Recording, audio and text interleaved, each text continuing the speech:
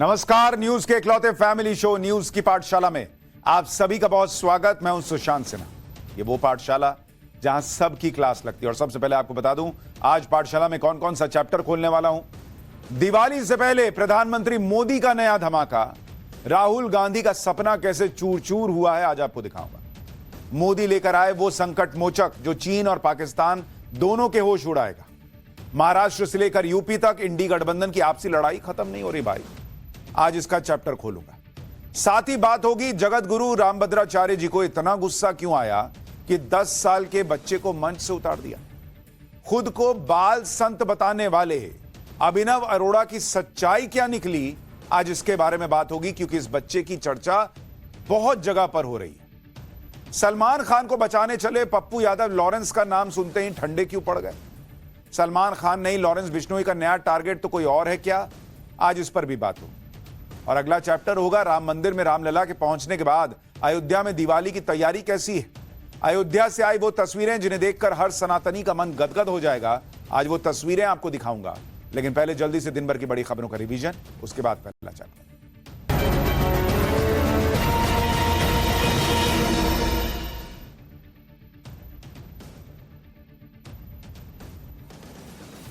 पटना में मुख्यमंत्री नीतीश कुमार के घर पर आज एनडीए की बैठक हुई। बैठक में अगले साल होने वाले विधानसभा चुनाव की रणनीति पर मंथन हुआ। साथ ही उपचुनावों को लेकर भी चर्चा की गई। बैठक के बाद जेडीयू प्रवक्ता नीरज कुमार ने कहा कि विधानसभा चुनाव नीतीश कुमार के नेतृत्व में लड़ा जाएगा और चुनाव में 225 सीटें जीतने का लक्ष्य रखा गया है। महाराष्ट्र में आज नामांकनों का दिन था। मुख्यमंत्री एकनाथ शिंदे ने ठाणे से नामांकन दाखिल किया। उसके बाद देवेंद्र फडणवीस के साथ रोड शो भी किया। बारामती से अजीत पवार ने भी नॉमिनेशन दाखिल किया। नामांकन दाखिल करने के बाद अजीत पवार ने शरद पवार पर निशाना साधा। अजीत पवार ने कहा कि शरद पवार की वजह से परिवार में फूट पड़ी। सीता सोरेन पर आपत्तिजनक बयान देकर झारखंड के मंत्री इरफान बुरी तरह से फंस गए। कांग्रेस के अंदर से ही इरफान अंसारी के खिलाफ एक्शन की मांग शुरू हो गई। 24 अक्टूबर को इरफान अंसारी ने सीता सोरेन पर आपत्तिजनक बयान दिया था। सीता सोरेन जामताड़ा से बीजेपी की कैंडिडेट हैं, जबकि कांग्रेस ने इरफान अंसारी को जामताड़ा से उम्मीदवार बनाया।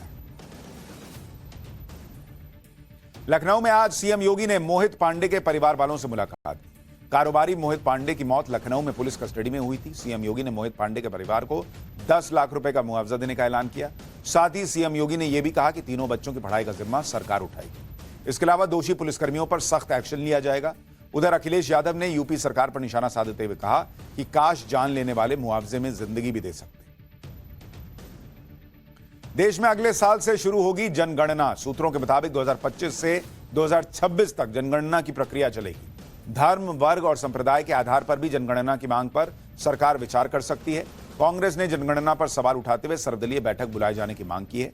इस बार जनगणना के लिए खास पोर्टल भी तैयार किया गया है, जिसमें जातिवार जनगणना के आंकड़ों के लिए प्रावधान दिया गया है।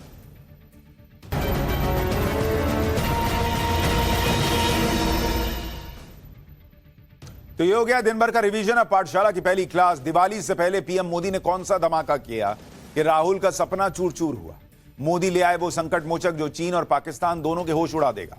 महाराष्ट्र से लेकर यूपी तक इंडी गठबंधन की आपसी लड़ाई खत्म ही क्यों नहीं हो पा रही। सबसे पहले इसका चैप्टर।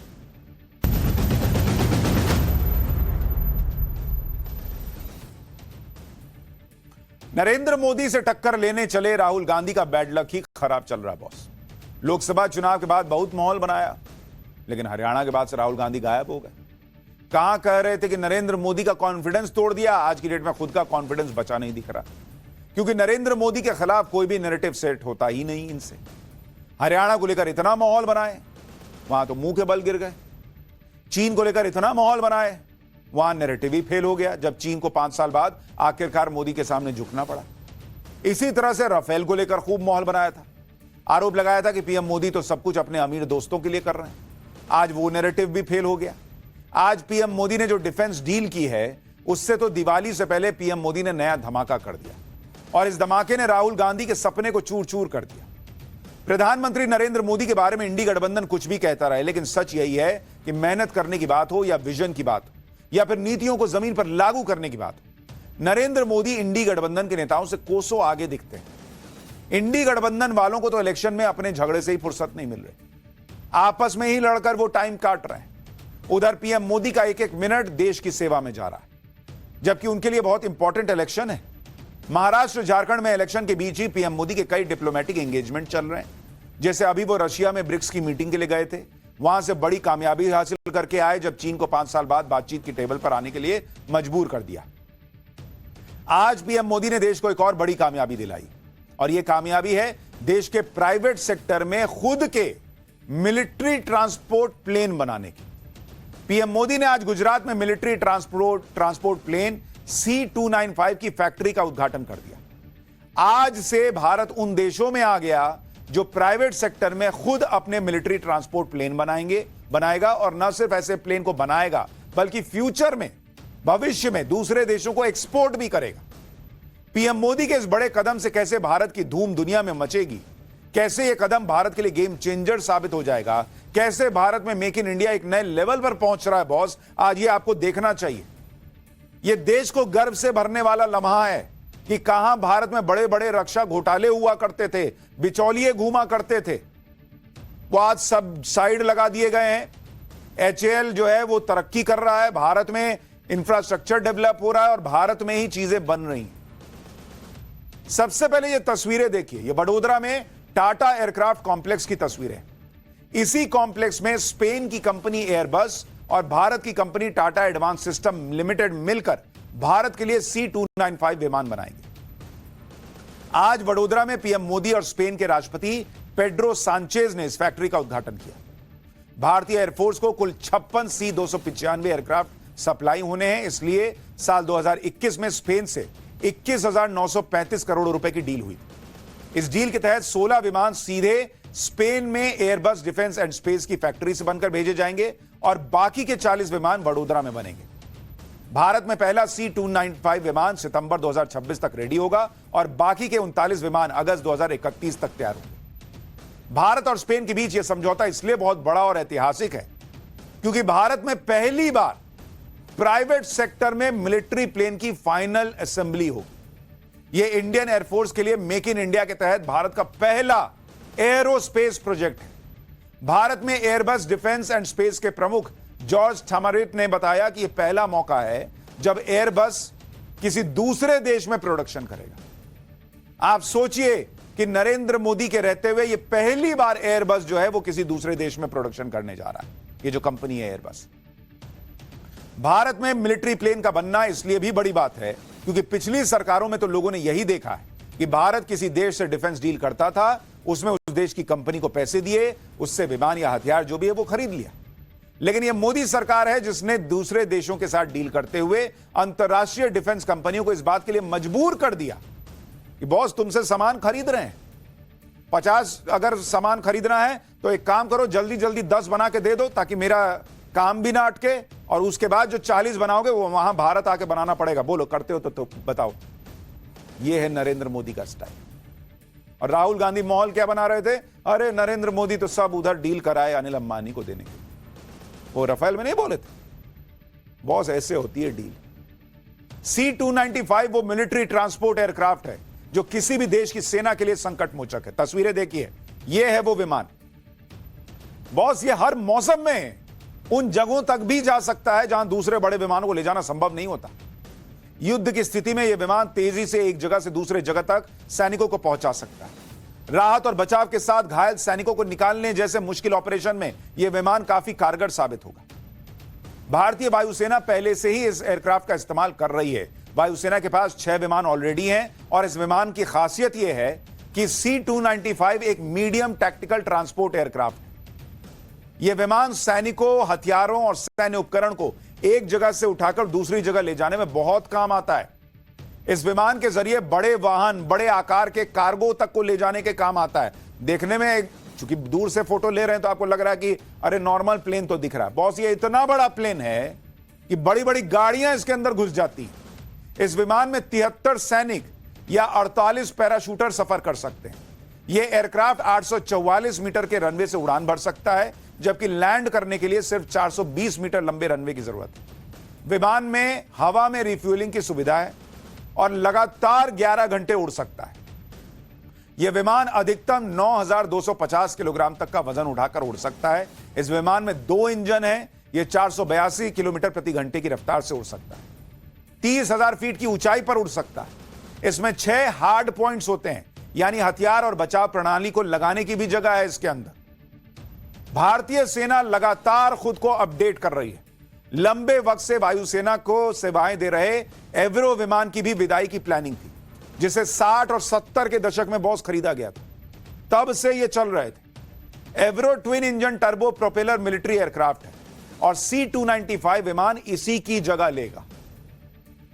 और इसलिए अगर आप गौर करेंगे पिछले 10 साल में, आपको मानना होगा कि नरेंद्र मोदी ने घोड़े खोल दिए हैं भारत की जो डिफेंस सेक्टर है उसको मजबूत करने में, भारत के सैनिकों को मजबूत करने में, भारत की सैन्य व्यवस्था को मजबूत करने में। और यह ना किया होता नरेंद्र मोदी ने, तो आज चाइना 2 कदम पीछे नहीं जाता, बैठने टेबल पे बैठ के बात नहीं कर रहा होता।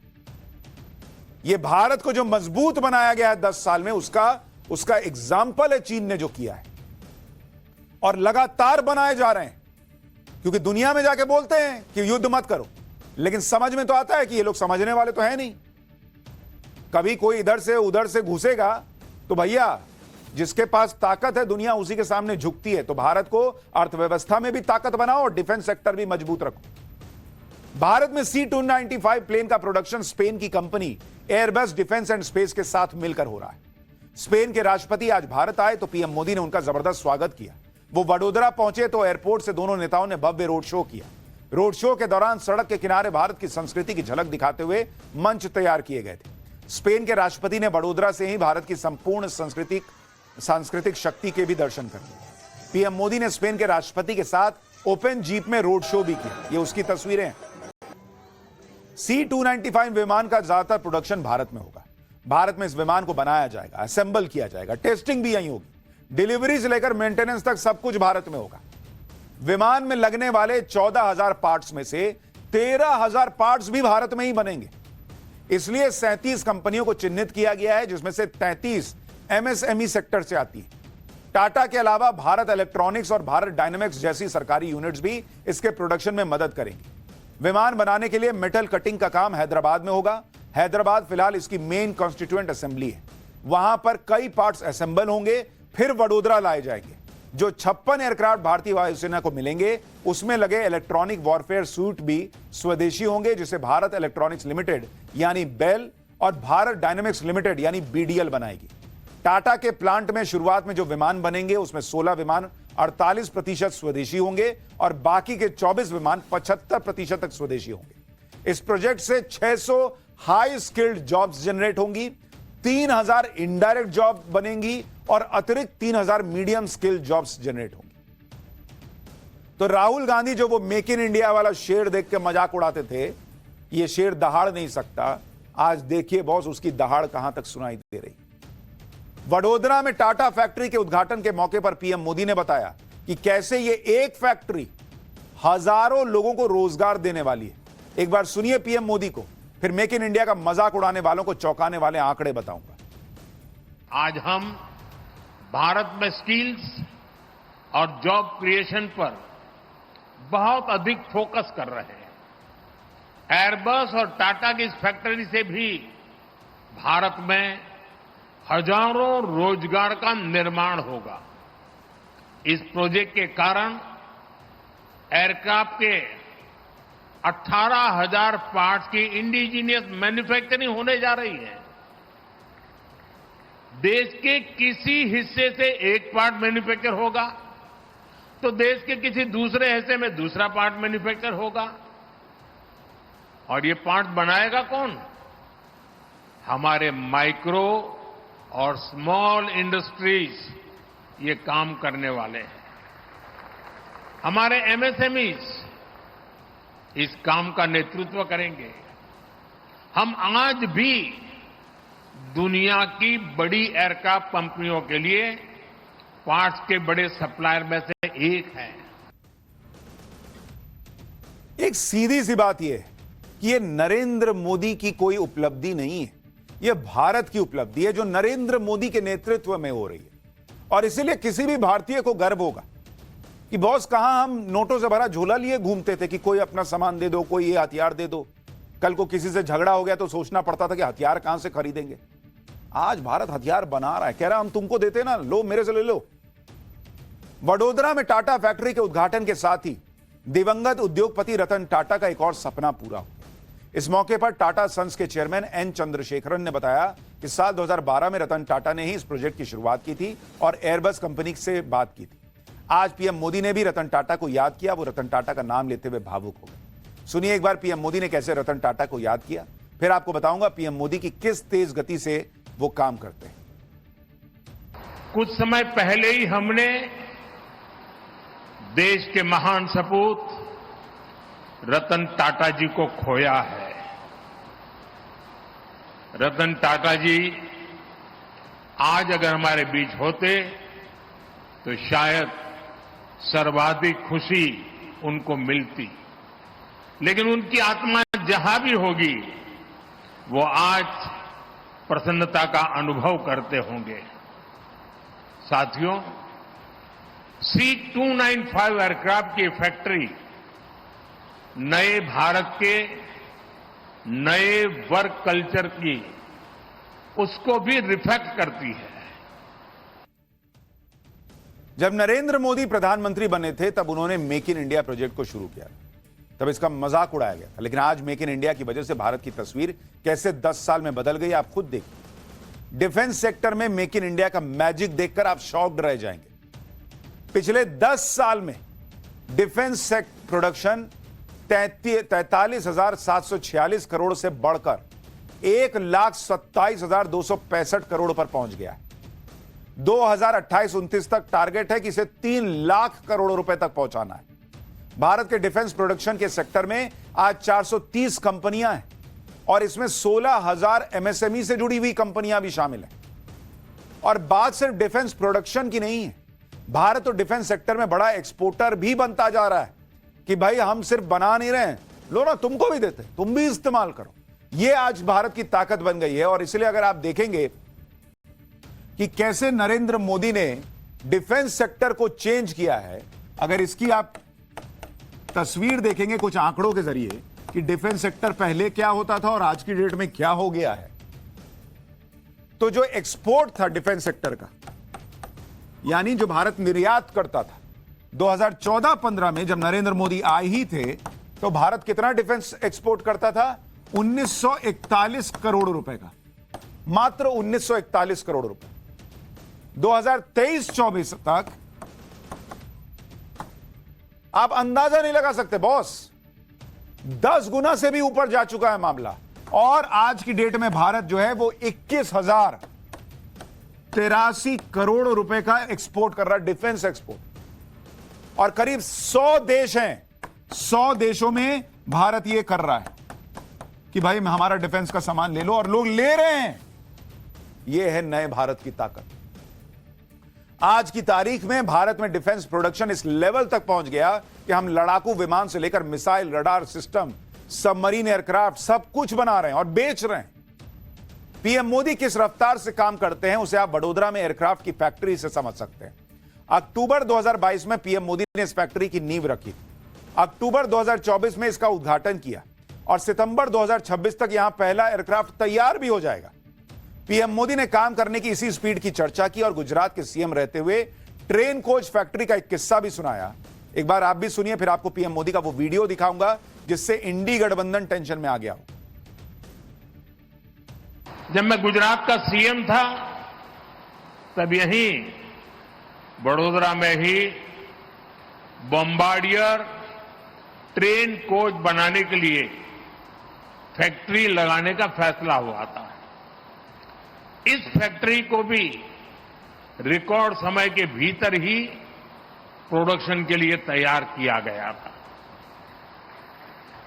आज इस फैक्ट्री में बने मेट्रो कोच हम दूसरे देशों को भी एक्सपोर्ट कर रहे हैं। मुझे पूरा विश्वास है कि भविष्य में इस एयरक्राफ्ट फैक्ट्री में बने विमान दूसरे देशों को भी एक्सपोर्ट किए जाएंगे। आज जब प्रधानमंत्री मोदी ने स्पेन के राष्ट्रपति के साथ वडोदरा में रोड शो किया तो उस रोड शो को देखने के लिए हजारों की भीड़ जमा हो गई। इसी भीड़ में दिया गोसाई नाम की एक दिव्यांग लड़की भी मौजूद। इस होनहार लड़की ने पीएम मोदी के लिए अपने हाथों से बनाई हुई तस्वीर भेंट की। तस्वीरें देखने के बाद पीएम मोदी ने रोड शो का काफिला रुकवाया। दोनों नेता नीचे उतर गए और उस बच्ची से जाकर मिले। एक बार देखिए पीएम मोदी के लिए आज ये जो रोड शो में तस्वीरें थी वो कैसे उस बच्ची को भावुक कर गई और कितना शानदार वीडियो है, आप भी देखिए।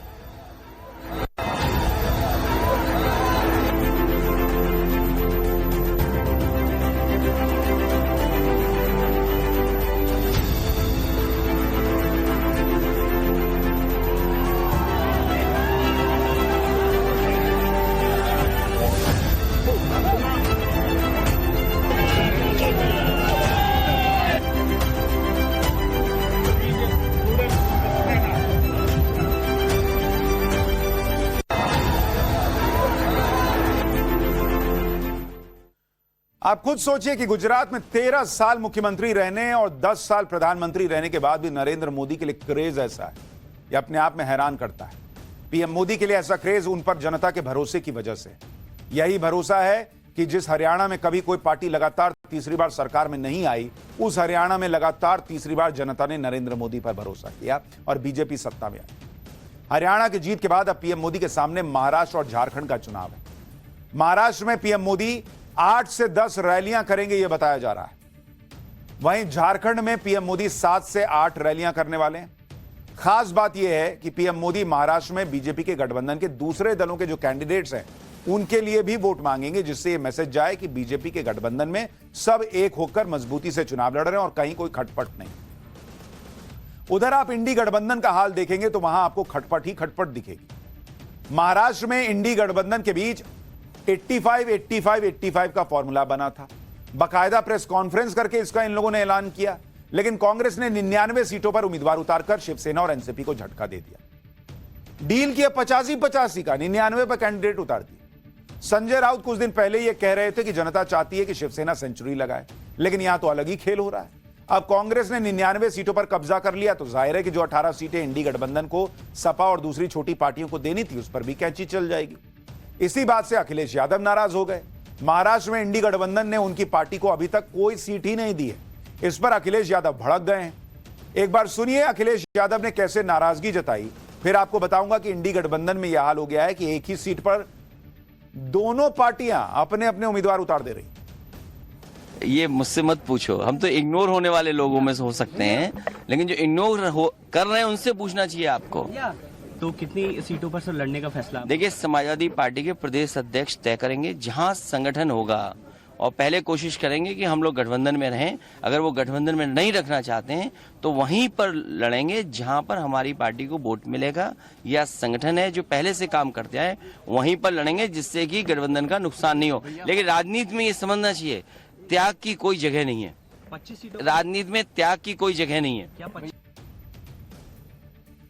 अभी कुछ दिन पहले बता रहे थे कि कांग्रेस ने देखिए कितना बड़ा त्याग कर दिया। 2 सीट जो यूपी में मिल रही थी वो भी छोड़ दी गठबंधन के लिए।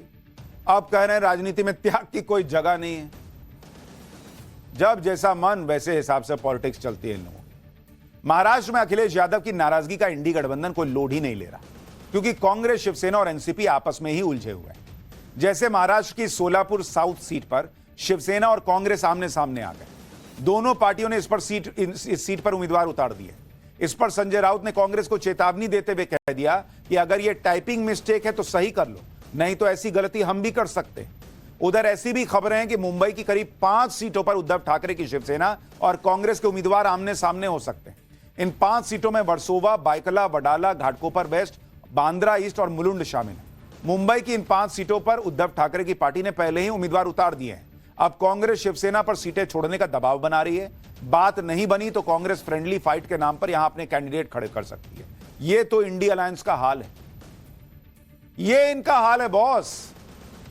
उधर यूपी में योगी आदित्यनाथ के बटेंगे तो कटेंगे वाले नारे से इंडी गठबंधन में खलबली मची हुई है। हरियाणा में सीएम योगी के इस बयान का असर दिख चुका है। महाराष्ट्र से लेकर यूपी तक बटेंगे तो कटेंगे वाले बयान के पोस्टर लग चुके हैं। अब समाजवादी पार्टी ने इसकी कार्ड के तौर पर एक पोस्टर लगाया, लखनऊ में समाजवादी पार्टी ऑफिस के बाहर पोस्टर लगा है जिसमें लिखा है कि न बटेंगे न कटेंगे, 2027 को नफरत करने वाले हटेंगे, हिंदू मुस्लिम एक रहेंगे तो नेक रहेंगे, पीडीए जिंदाबाद। जरा एक रिपोर्ट देखिए इस पोस्टर। यहाँ समाजवादी पार्टी के दफ्तर के बाहर जो है अखिलेश यादव का जो आवास, उसके सामने जो है एक पोस्टर लगा है। इस पर भी लिखा गया है न बटेंगे न कटेंगे, 2027 को नफरत करने वाले हटेंगे, हिंदू मुस्लिम एक रहेंगे तो नेक रहेंगे। सीएम कहते हैं कि एक रहेंगे तो नेक रहेंगे, कटेंगे तो बटेंगे तो कटेंगे, लेकिन समाजवादी पार्टी कहती है कि जो ऐसी बात करेंगे वो बाद में पीटेंगे, बटेंगे तो कटेंगे। यानी अगर आप जातियों में बढ़ते हैं तो मुश्किलें आपके लिए होंगी, जबकि पीडीए का मतलब ही है जातियों को, एक गुट को एक। मुख्यमंत्री कह रहे हैं कटोगे तो बटोगे, ये बयान आप कैसे देखते हो? न तो देखो दीजिए, न तो बचेगा न कटेगा, और जो ऐसी बातें करेगा बाद में पिटेंगे। न तो देखो दीजिए, न तो बचेगा न कटेगा, और जो ऐसी बातें करेगा बाद में पिटेंगे। यूपी उपचुनाव के लिए मचे घमासान के बीच बीजेपी ने भी बड़ा प्लान बना दिया है। बीजेपी ने सभी सांसदों और विधायकों को दिवाली के बाद पूरी तरह उपचुनाव में जुट जाने के लिए कह दिया है। विधायकों और सांसदों को अपने क्षेत्र में रहने के लिए कहा गया है। बीजेपी ने 9 सीटों के लिए प्रभारी मंत्रियों को अलग अलग जिम्मेदारी दे दी। एक एक बूथ की जातीय गणित की जिम्मेदारी मंडल अध्यक्ष और जिला अध्यक्ष को दी गई है। जनता को मतदान केंद्र तक लाने के लिए अलग अलग जातियों के क्षेत्रीय नेताओं को लगाया गया है। इसके लिए प्रचार की कमान सीएम योगी के हाथ में रहेगी। हर सीट पर उनकी एक एक रैली होगी। उधर संघ ने भी बड़े पैमाने पर संपर्क अभियान छेड़ा हुआ है। संघ ने उपचुनाव के लिए टोलियां तैयार की। इन टोलियों ने जनता तक संदेश पहुंचाने शुरू भी कर दिए। यानी बीजेपी पूरी तरह से एकजुट होकर यह सियासी लड़ाई लड़ रही है। इंडी वाले एक दूसरे के पैर पे ही कुल्हाड़ी मार रहे हैं। पाठशाला में अब अगली क्लास। जगत गुरु रामभद्राचार्य जी को इतना गुस्सा क्यों आया कि 10 साल के बच्चे को मंच से उतार दिया? खुद को बाल संत बताने वाले अभिनव अरोड़ा की सच्चाई क्या निकली, आइए देखते हैं इस जानकारी।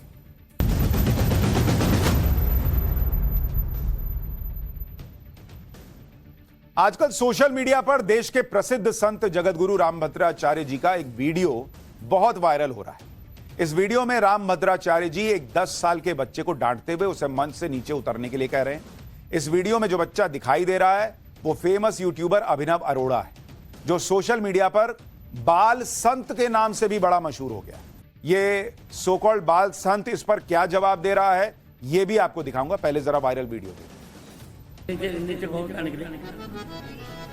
नमो राघवाय। सियावर रामचंद्र भगवान की, राधावर कृष्णचंद्र भगवान की, भागवत भगवान की, वेद स्तुति की, जय जय श्री सीताराम।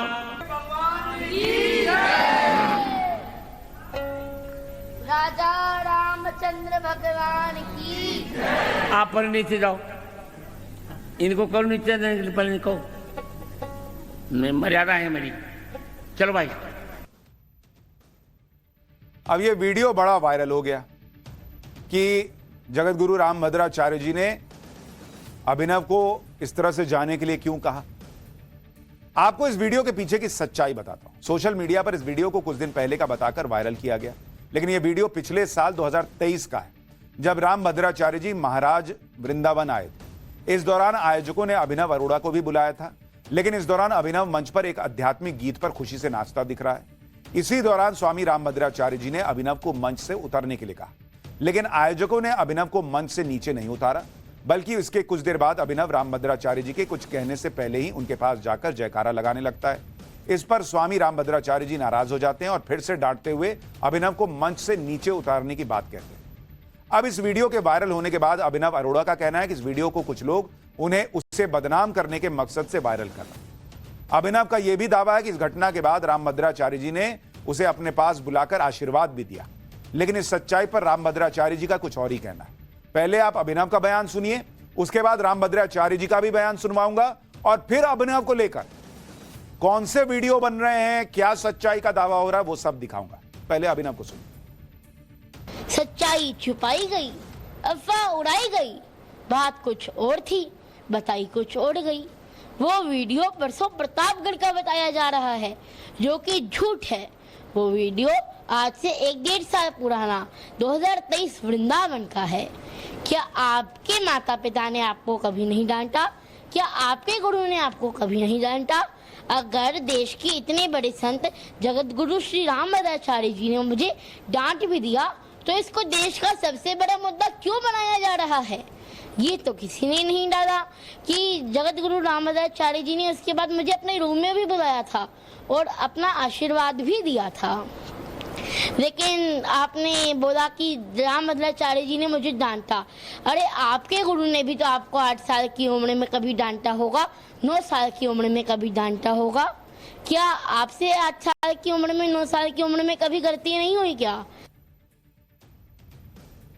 पिछले कुछ समय से अभिनव अरोड़ा को लेकर सोशल मीडिया पर बड़ा विवाद चल रहा है। लोगों के आरोप है कि अभिनव अरोड़ा के माता पिता उसे 10 साल की उम्र में पढ़ाई पर ध्यान देने की बजाय सोशल मीडिया पर वीडियो उससे बनवा रहे हैं।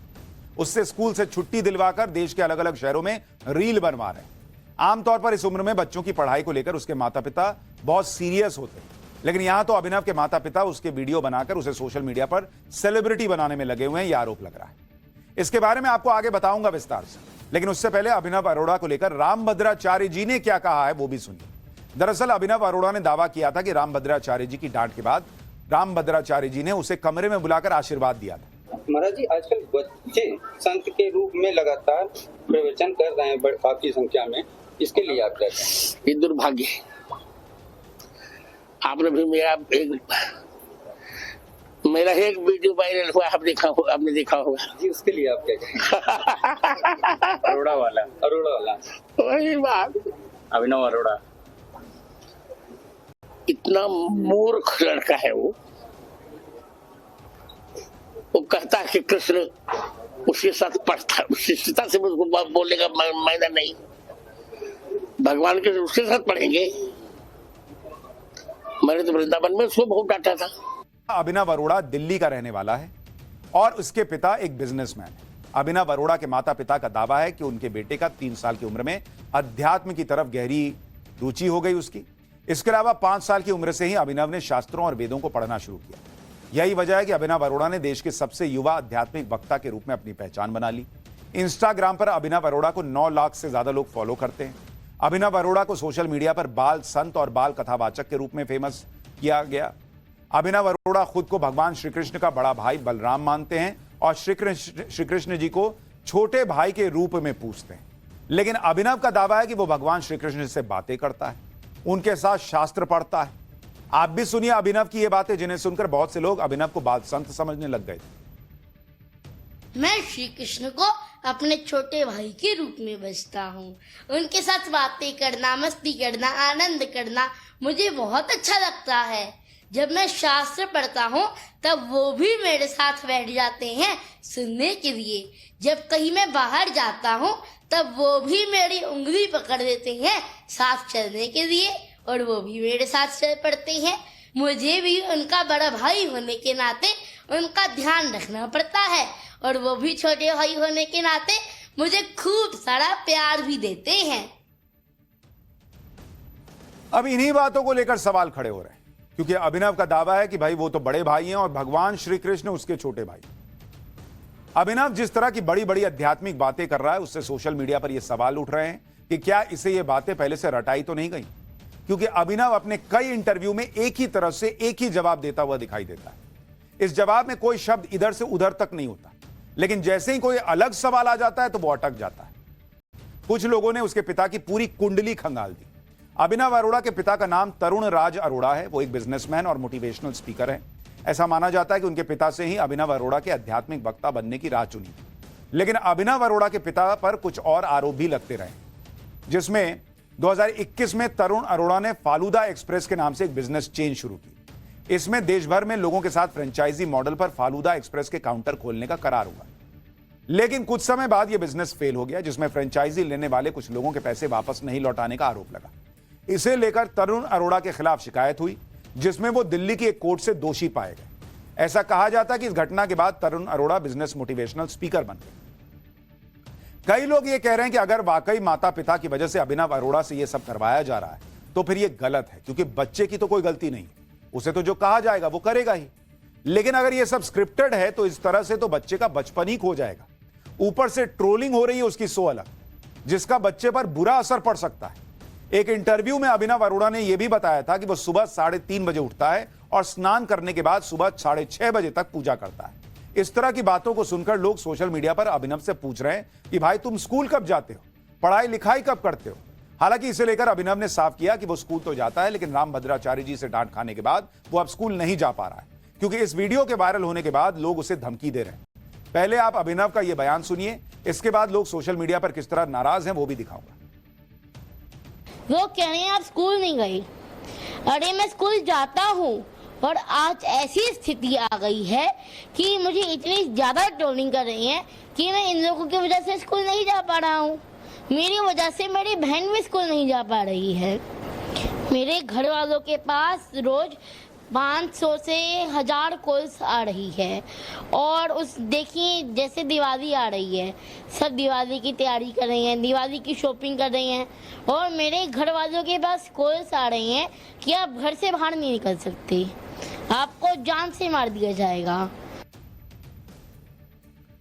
देखिए, सोशल मीडिया दोधारी तलवार की तरह होती है। अगर ये इंस्टेंट फेमस होने का जरिया है तो फिर इसे लोग भी एक एक बात इस पर मॉनिटर करते हैं, फिर ट्रोलिंग भी होने लगती है। कुछ समय पहले तक ऐसे दिन भी थे जब अभिनव अरोड़ा का बड़ा जलवा था सोशल मीडिया पर। अभिनव के आध्यात्मिक यात्राओं के वीडियो वायरल होते थे। वो देश के अलग अलग शहरों में जाकर वीडियो बनाता था और उन्हें सोशल मीडिया पर वायरल करता था।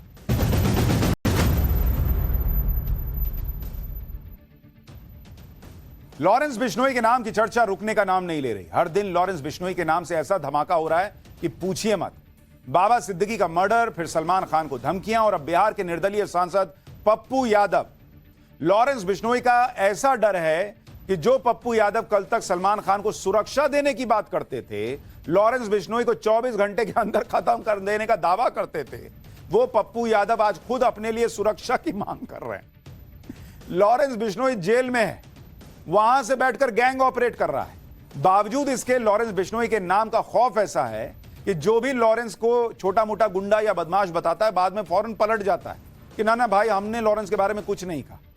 आज आपको बताऊंगा कि लॉरेंस बिश्नोई ने यह डर कैसे पैदा किया। सलमान खान से लेकर पप्पू यादव तक लॉरेंस बिश्नोई ने किस तरह से धमकी दी, पप्पू यादव कैसे पलट गए हैं, कैसे ठंडे पड़ जाते हैं लॉरेंस बिश्नोई का नाम सुनकर। लॉरेंस बिश्नोई गैंग का सबसे ताजा कांड पप्पू यादव को धमकी देना है। इसका दावा खुद पप्पू यादव ने किया है। पप्पू यादव ने आज खुलासा करके सभी को चौंका दिया कि लॉरेंस बिश्नोई गैंग की तरफ से उन्हें धमकी मिली। लॉरेंस बिश्नोई गैंग के एक मेंबर ने पप्पू यादव को फोन पर धमकी दी है। धमकी वाला ऑडियो आपको सुनाएंगे, लेकिन पहले यह देखिए कि पप्पू यादव को धमकी देते हुए लॉरेंस गैंग ने कहा क्या। कहा जा रहा है कि लॉरेंस बिश्नोई ने जेल से बात करने की कोशिश की, लेकिन तुमने यानी पप्पू यादव ने फोन ही नहीं उठाया। तुम्हारे सारे घर और दफ्तर के बारे में हमें पता है, अब घूमो जितना घूम सकते हो। तुम्हारी उल्टी गिनती चालू हो गई है, तुम्हारी अकड़ कम ही नहीं हो रही है, तुमको कच्चा चबा जाएगी। 3 घंटे का समय है तुम्हारे पास, ना तुम्हारे पीछे गाड़ियां आई तो कहना। यह लब्बो लुआब है उस कॉल का। किसी भी आदमी को इस तरह की धमकी भरा फोन आए तो उसकी हालत खराब हो ही जाएगी, और वो फोन अगर लॉरेंस बिश्नोई गैंग की तरफ से आने का दावा हो तो डर तो लगेगा ही। आपको सुनाते हैं कि लॉरेंस बिश्नोई गैंग के मेंबर ने पप्पू यादव को क्या कहा, फिर पप्पू यादव क्या कह रहे हैं वो भी सुनवाऊं। बताइए क्या आदेश है? आदेश तो कुछ नहीं है जी, आदेश इतनी है, ये गलत कमेंट या कहीं किसी के खिलाफ बोलना सोच समझ के बोलना चाहिए। भैया किसी के खिलाफ क्या कह रहे हैं हम? भाई साहब से आपकी क्या दुश्मनी है? नहीं कोई दुश्मनी। लॉरेंस बिश्नोई गैंग के मेंबर ने कहा कि लॉरेंस बिश्नोई ने जेल से ही पप्पू यादव को फोन किया था, इसके लिए जैमर तक को बंद करवाया था, लेकिन पप्पू यादव ने फोन नहीं उठाया। सुनिए लॉरेंस गैंग ने पप्पू यादव से इस बारे में क्या कहा। भाई ने फोन करवाया, जैमर बंद करवा के करवाया। जेल का जैमर बंद कराना बच्चों का खेल समझ रहे हैं? 10 मिनट के लिए जेल का जैमर बंद करवा दिए। अब खाली हो के अकेले में फोन पे बात कर। लॉरेंस बिश्नोई गैंग ने पप्पू यादव को न सिर्फ धमकी दी, बल्कि पप्पू यादव के सारे घर दफ्तर के पते भी बता दी। सोचिए लॉरेंस गैंग कितना खतरनाक है। लॉरेंस गैंग ने पप्पू यादव को धमकी देने के दौरान कहा कि हमारे लोगों ने तुम्हारे घर की रेकी भी कर ली है। तुम्हारे 9 ठिकाने हैं जिनके बारे में हमें पूरी जानकारी है। दुपल्ली के हाउस पार्क में घर, अनंतपुर के हाउसिंग सोसाइटी में घर, गुरदास मुथैया की अपार्टमेंट में बिल्डिंग, पटना का घर जहां पप्पू यादव नजरबंद थे, जन अधिकार लोक सेवा का पार्टी ऑफिस, राइटिंग रोड अरण्य भवन के पास घर, गुप्ता जनरल स्टोर के पास का घर, परमानपुर का घर, पूर्णिया विधानसभा क्षेत्र का घर। यानी आप खुद देखिए कि लॉरेंस बिश्नोई गैंग के पास पप्पू यादव से जुड़ी हर जानकारी है, और यह वो जानकारी है जो धमकी देते हुए बताई गई। और भी पता नहीं क्या क्या जानकारियां होंगी। लॉरेंस बिश्नोई गैंग ने पप्पू यादव से साफ साफ कहा कि सुधर जाओ, नहीं तो जो हमारे रास्ते पर आता है उसके साथ बुरा होता है। हम दोबारा फोन नहीं करेंगे, अब हमें डिस्टर्ब मत करना। सुनिए एक बार, फिर बताऊंगा कि पप्पू यादव ने गृह मंत्री अमित शाह को चिट्ठी लिखकर क्या मांग की। कर्म और कांड दोनों करते हैं भैया। कर्म करिए, बाद में भाई साहब की वो डायलॉग तो सुना होगा भैया। एक बात करने में भी आसानी होगी भैया, एक बात समझिए, मैं आपको बता दूं, बहुत क्लियर हूं मैं इस मामले में कि पप्पू यादव जी देश के 7 बार इंडिपेंडेंट एमपी रहे हैं, और उससे मतलब पॉलिटिक्स से जुड़े हैं, नाम जाने मेरी हमारे रास्ते में आएगा। मेरी बात सुन, उसके साथ जो आज हो रहा है वही होता जाएगा। आपके रास्ते में ना कोई जा रहा है, ना जाता है, ना जाएगा। वो पॉलिटिकल चीजें हैं, पॉलिटिकल चीजें होती रही है, बात करते हैं। पॉलिटिकल नाले किसी के खिलाफ बोलना, किसी को शब्द बोलना पॉलिटिकल नहीं है। बाकी हम देख लेंगे, एक बार फोन करने का मकसद यही था, सुधर जाओ, नहीं आगे तो देख ही लेंगे हम।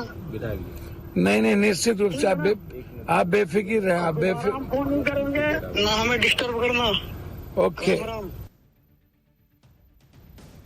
लॉरेंस बिश्नोई ने जान से मारने की धमकी दी तो पप्पू यादव ने फौरन केंद्रीय गृह मंत्री अमित शाह को चिट्ठी लिखी। पप्पू यादव, जो लॉरेंस बिश्नोई गैंग को कोई सड़क छाप गैंग समझ रहे थे, वो धमकी मिलने के बाद इतना डर गए कि अमित शाह से सुरक्षा बढ़ाने की मांग करने लगे। जबकि कुछ दिनों पहले यही पप्पू यादव मुंबई में सलमान खान से मिलने गए थे, जिसमें वो सलमान खान को सुरक्षा का भरोसा दे सकें इसके लिए गए थे। अब स्थिति एकदम उल्टी हो गई। सलमान खान को सुरक्षा देने गए थे, अब कह रहे हैं अमित शाह जी मुझे बचाइए। पप्पू यादव ने केंद्रीय गृह मंत्री अमित शाह से कहा है कि अभी वाई कैटेगरी की सुरक्षा मिल रही है, जिसे बढ़ाकर जेड कैटेगरी कर दीजिए सर। लगातार धमकियां मिल रही हैं, अगर सुरक्षा नहीं बढ़ाई तो हत्या हो सकती है। हर जिले में हमारे लिए पुलिस एस्कॉर्ट की भी व्यवस्था की जाए।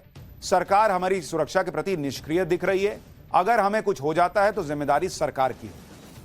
पप्पू यादव ने 13 अक्टूबर को लॉरेंस बिश्नोई के खिलाफ एक ट्वीट किया था। दावा किया था कि कानून अगर इजाजत देगा तो वो 24 घंटे में लॉरेंस बिश्नोई जैसे 2% के अपराधी का पूरा नेटवर्क खत्म कर देंगे। 24 घंटे में 2% का अपराधी बता रहे थे लॉरेंस बिश्नोई को, और कह रहे थे 24 घंटे में निपटा दूंगा। आज अमित शाह से हाथ जोड़ के कह रहे हैं कि सर मेरी वाई कैटेगरी की सुरक्षा को जेड कैटेगरी कर दी। अपनी सुरक्षा बढ़ाने की अपील कर रहे हैं पप्पू यादव। लॉरेंस बिश्नोई को खत्म करने के ट्वीट के कुछ दिन बाद जब पप्पू यादव से सवाल भी पूछा गया तो लॉरेंस बिश्नोई के बारे में एक शब्द बोलने को तैयार नहीं हुए थे। बड़ा वायरल हुआ वो वीडियो, सुनिए किस तरह से हड़बड़ा गए सुन के कि नहीं इस पर नहीं पूछो हमसे। देखिए यादव जी, आपने लॉरेंस बिश्नोई को ये सब बात मैंने पहले मना कर दिया था, बात नहीं पूछेंगे। आप ज्यादा तेज मत बनिए, मैंने आपको पहले आते कह दिया था इस सब सवाल नहीं होगा। यादव जी, आपने लॉरेंस बिश्नोई को ये सब बात मैंने पहले मना कर दिया था, बात नहीं पूछेंगे। आप ज्यादा तेज मत बनिए, मैंने आपको पहले आते कह दिया था इस सब सवाल नहीं होगा। अब लोग पप्पू यादव को भी सलाह दे रहे हैं कि सर थोड़ा सा आपको भी संभलना चाहिए था ना, ऐसा ट्वीट कर रहे हैं आप कि 2 कौड़ी का अपराधी 24 घंटे में लॉरेंस बिश्नोई जैसे 2% के अपराधी के पूरे नेटवर्क को खत्म कर दूंगा। तो कोई गरिमा होनी चाहिए ना जब आप उसको, या तो उसको सीरियसली लिखिए, और नहीं तो फिर इतना घबरा गए कि अब कह रहे हैं कि मेरी सुरक्षा बढ़ाइए। पप्पू यादव अगर डर रहे हैं और सुरक्षा बढ़ाने की मांग कर रहे हैं तो इसके पीछे लॉरेंस बिश्नोई गैंग का नेटवर्क है। पप्पू यादव को सिर्फ फोन पर ही धमकी नहीं मिली है, बल्कि सोशल मीडिया पर भी पप्पू यादव को जान से मारने की धमकियां मिल रही हैं। लॉरेंस गैंग के संपर्क में अलग अलग राज्यों के कई छोटे बड़े गैंग हैं जो लॉरेंस के लिए काम करते हैं। ऐसा ही एक गैंग झारखंड का अमन साहू गैंग है। अमन साहू गैंग भी पप्पू यादव से नाराज है और फेसबुक पर पप्पू यादव को अपनी हद में रहने की धमकी दे रहा है। धमकी में कहा गया है कि पप्पू यादव ने लॉरेंस बिश्नोई भाई के बारे में उल्टा सीधा बयान दिया था।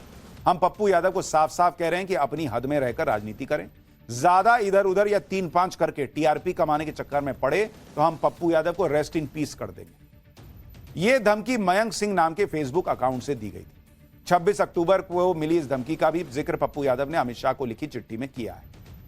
लॉरेंस बिश्नोई पर बयानबाजी करके पप्पू यादव ने बिन बुलाई मुसीबत अपने सिर पर ले ली। हालांकि ऐसा भी नहीं है कि लॉरेंस बिश्नोई धमका ही रहा है, लॉरेंस बिश्नोई को भी धमकियां मिल रही हैं। लॉरेंस बिश्नोई को क्षत्रिय करणी सेना ने धमकी दी। लॉरेंस को मारने वाले पुलिसकर्मी को 1 करोड़ इनाम देने की घोषणा हुई है। इसके अलावा भी सोशल मीडिया पर लॉरेंस बिश्नोई को धमकियां मिल रही। भाई, रायबरेली के एक युवक ने लॉरेंस बिश्नोई को धमकी दी थी कि लॉरेंस को जेल में ही मारने की बात कर रहा था। वो धमकी देने वाला सलमान खान का फैन था। लॉरेंस के खिलाफ 5000 शूटर एक्टिव होने की बात कही थी उसने। पुलिस ने फिलहाल इस आदमी को गिरफ्तार कर लिया है। लॉरेंस बिश्नोई भले जेल में बंद है, लेकिन उसकी जान के दुश्मन भी कम नहीं है। लॉरेंस बिश्नोई का सबसे बड़ा दुश्मन बम्बीहा गैंग है। बम्बीहा गैंग के निशाने पर लॉरेंस बिश्नोई गैंग के मेंबर्स हैं और बम्बीहा गैंग ने दिल्ली में एक वारदात से अपने इरादे जाहिर कर दिए। दिल्ली के रानीबाग इलाके में एक बिजनेसमैन के घर के बाहर 7 से 8 राउंड फायरिंग हुई हवा में। बाइक पर आए 2 लड़कों ने फायरिंग करने के बाद वहां एक पर्ची भी छोड़ी, जिस पर बम्बीहा गैंग के शूटर्स कौशल चौधरी और पवन शौकीन का नाम लिखा था। इस शूटआउट के जरिए बम्बीहा गैंग का मकसद अपनी मौजूदगी दिखाना था। लॉरेंस बिश्नोई गैंग और बम्बीहा गैंग की दुश्मनी बहुत पुरानी है। दोनों गैंग की लड़ाई में न जाने कितने ही लोगों की जान जा चुकी है। लॉरेंस बिश्नोई कनाडा और अमेरिका से ऑपरेट करता है, तो बम्बीहा पंजाब और अर्मीनिया से ऑपरेट करता है। लॉरेंस जेल से ही गैंग को कमांड देता है। अमेरिका में बैठा गैंगस्टर गोल्डी बराड़ बिश्नोई गैंग का कमांडर है। गोल्डी बराड़ की मदद करता है अनमोल बिश्नोई और राजस्थान के गैंगस्टर रोहित गुदारा। सलमान खान के घर बाहर जब फायरिंग हुई थी तो रोहित गुदारा ने ही सोशल मीडिया पर पोस्ट डालकर जिम्मेदारी ली थी। दूसरी तरफ है बम्बीहा गैंग, जो सिद्धू मूसेवाला के मर्डर के बाद से ही लॉरेंस बिश्नोई से बदला लेना चाहता है। बम्बीहा गैंग की कमान संभाल रहा है गौरव पटियाल उर्फ लकी, जो चंडीगढ़ का रहने वाला है और पंजाब का बड़ा गैंगस्टर है। गौरव पटियाल हत्या की कोशिश और एक्सटॉर्शन जैसे मामले में जेल में बंद था और बाद में अर्मीनिया भाग गया। बम्बीहा गैंग का दूसरा बड़ा मेंबर है अमित डागर, जो लॉरेंस के खास विक्की मिद्दू खेड़ा के मर्डर में शामिल था। इस गैंग का तीसरा बड़ा नाम है कौशल चौधरी, जिसके नाम की पर्ची दिल्ली में बिजनेसमैन के घर के बाहर फेंकी मिली। बम्बीहा गैंग का टॉप गैंगस्टर है मनदीप धालीवाल। ये चारों मिलकर बम्बीहा गैंग को चलाते हैं। इस गैंग को बनाया था दविंदर सिंह सिद्धू ने, जो 2016 में पुलिस मुठभेड़ में मारा गया। इसके बाद से लकी पटियाल इसे चला रहा है। दिल्ली हरियाणा के गैंगस्टर और लॉरेंस बिश्नोई के कट्टर विरोधी सुनील उर्फ टिल्लू ताजपुरिया और नीरज बबाना गैंग से हाथ मिलाकर बम्बीहा गैंग दिल्ली एनसीआर में अपना नेटवर्क मजबूत करने की कोशिश में। तो यह पूरा गैंग वॉर सा बनता जा रहा है और इसलिए अब इस पूरे मामले में पुलिस भी एक्टिव है। हमने आपको बताया था कि एनआईए ने 7 शूटर्स लॉरेंस बिश्नोई गैंग के अरेस्ट भी किए। आगे क्या कार्रवाई होगी वो भी आपको बताऊंगा। फिलहाल पाठशाला में अगली क्लास। राम मंदिर में रामलला के पहुंचने के बाद अयोध्या में दिवाली की तैयारी कैसी है इस बार? अयोध्या से आई वो तस्वीरें जिन्हें देखकर हर सनातनी का मन गदगद हो जाएगा। आइए ये चैप्टर खोलता हूं।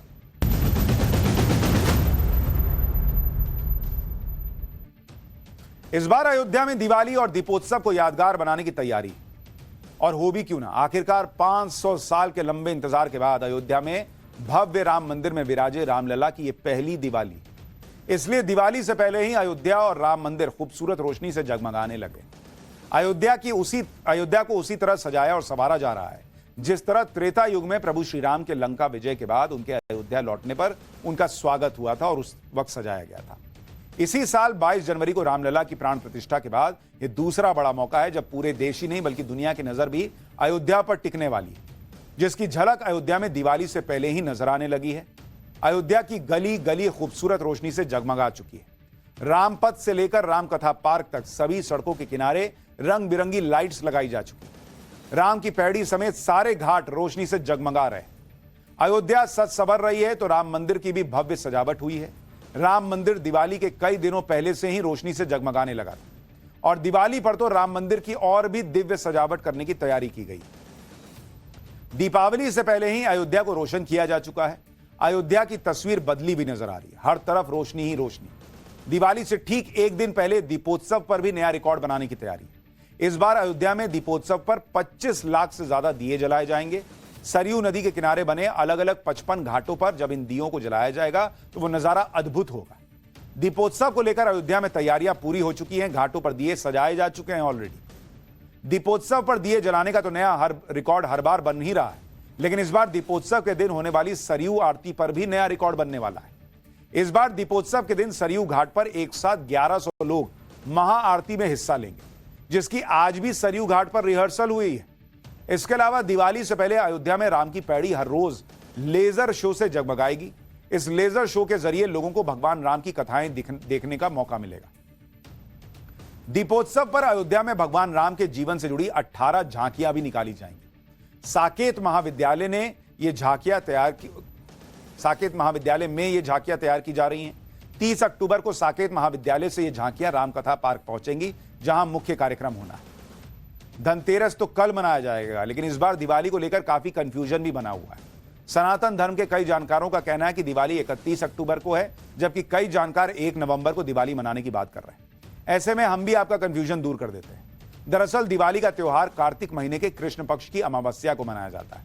इस बार हिंदू कैलेंडर के मुताबिक ये तारीख 31 अक्टूबर को दोपहर 3:52 पर शुरू होगी और 1 नवंबर को शाम 6:16 तक रहेगी। इसीलिए जानकारों का कहना है कि अमावस्या की तारीख के मुताबिक कुछ जानकार 31 अक्टूबर और कुछ जानकार 1 नवंबर को दिवाली मनाने का तर्क दे रहे हैं।